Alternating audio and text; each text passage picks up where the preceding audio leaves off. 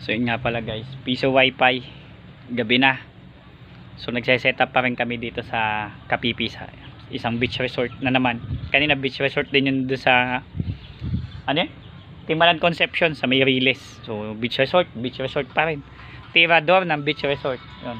Shoutout kay Sir Boyet Bicaw ng Garden Coast Beach Resort. So, anniversary niya ng bendo niya.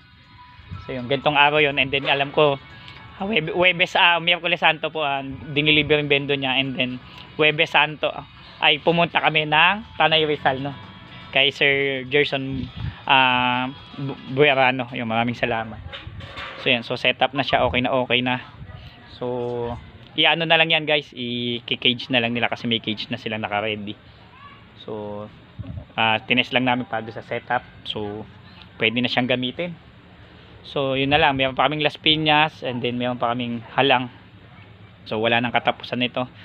So yun, so sobrang dami, hindi na ako makapag and then update ko na lang din sa lettuce ko. So hindi na ako makapaggawa, sobrang dami. And then dasma din pala ako mamayang gabi. PC mo gawa mo, don't forget to subscribe. Tapusin ko muna lahat. Losyang.